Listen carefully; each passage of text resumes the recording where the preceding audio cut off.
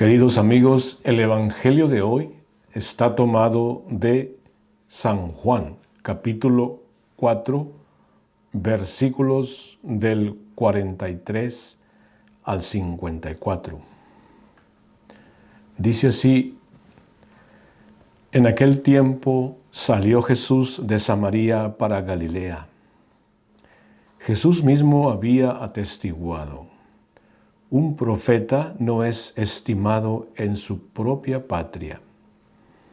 Cuando llegó a Galilea, los galileos lo recibieron bien, porque habían visto todo lo que había hecho en Jerusalén durante la fiesta, pues también ellos habían ido a la fiesta. Fue Jesús otra vez a Caná de Galilea, donde había convertido el agua en vino. Había un funcionario real que tenía un hijo enfermo en Cafarnaúm. Oyendo que Jesús había llegado de Judea a Galilea, fue a verlo y le pedía que bajase a curar a su hijo que estaba muriéndose. Jesús dijo: si no ven signos y prodigios, no creen. El funcionario insistió: Señor, baja antes de que se muera mi niño. Jesús le contestó: anda, ve en paz, tu hijo vive. El hombre creyó en la palabra de Jesús y se puso en camino. Iba bajando cuando sus criados vinieron a su encuentro diciéndole que su hijo vivía. Él les preguntó a qué hora había empezado la mejoría, y le contestaron: ayer a la hora séptima lo dejó la fiebre. El padre cayó en la cuenta de que esa era la hora en que Jesús le había dicho: tu hijo vive, y creyó él con toda su familia. Este segundo signo lo hizo Jesús al llegar de Judea a Galilea. Hermanos, vamos hasta el prólogo de San Juan, capítulo 1, versículo 1. En el principio existía el Verbo, y el Verbo estaba con Dios, y el Verbo era Dios. Y luego, por medio de él, fueron hechas todas las cosas. Aquí Juan identifica a Jesús con el Logos, la palabra creadora de Dios. Esto nos recuerda inmediatamente el libro del Génesis, cuando Dios creó el mundo con su palabra. Dios creó al mundo de la nada. Dios, que tiene el poder de crear algo de la nada. Y la creación ocurre por la palabra de Dios. En Génesis capítulo 1, esta palabra se repite constantemente.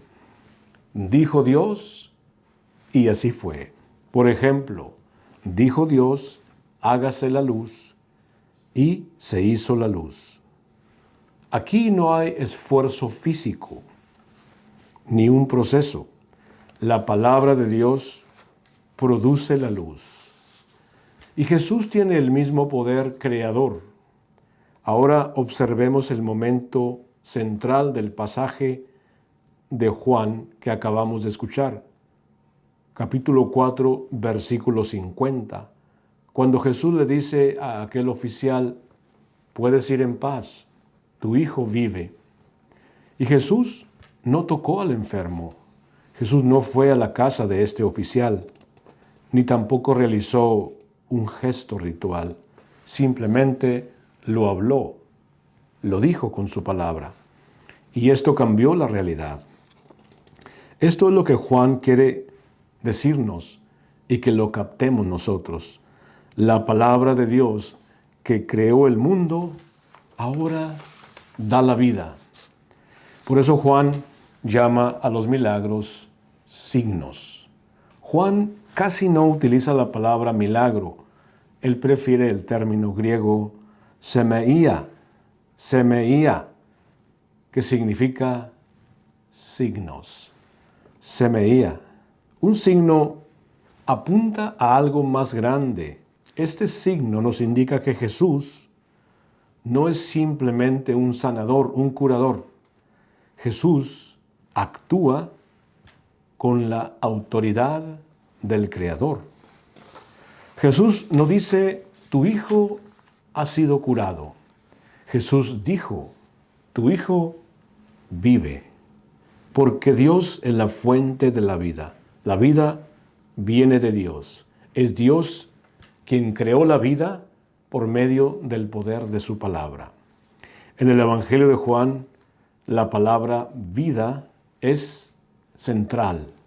Jesús afirma en Juan 5:21, el Hijo da la vida a quien quiere. Y también en Juan 11:25, yo soy la resurrección y la vida. Por eso el verbo vive no es casual, es lenguaje que pertenece a la vida de Dios, a la vida divina. El relato sigue un movimiento muy claro, un movimiento teológico muy claro. Aquí vemos a un padre angustiado. ¿Qué padre no busca ayuda inmediatamente cuando su hijo o su hija está muriendo? Este hombre acude a Jesús lleno de angustia. El padre teme perder a su hijo. Y entonces la palabra de Cristo que él recibe es esta: tu hijo vive. El hombre creyó y, como decimos, se puso en camino. Ese camino hacia la fe lo recorrió gracias a la palabra que Cristo le dijo y que él creyó. La palabra de Dios es un tesoro extraordinario. Y así como cuando tú y yo bebemos agua, ¿sí? Cuando bebemos agua, como ahora estoy bebiendo agua, nunca nos podemos equivocar. ¿Por qué? Porque el agua no nos hace daño. El agua es buena para nosotros. Así, la palabra de Dios es tan buena para nosotros porque cuando nos exponemos a ella también nos recrea a nosotros. Como lo dice el profeta Isaías, o mejor dicho, lo dice Dios mismo a través del profeta Isaías.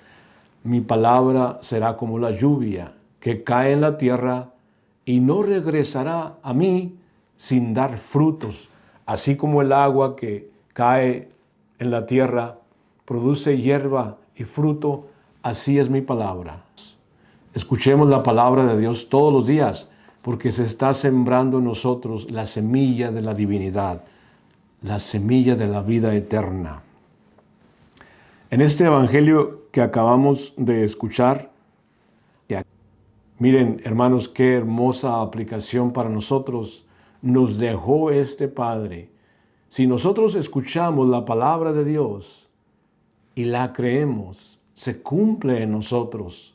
Recordemos que ese fue el mandamiento que Dios nos dio cuando habló en el monte Tabor el día de la transfiguración, cuando el Padre Creador dijo, este es mi Hijo en quien me complazco.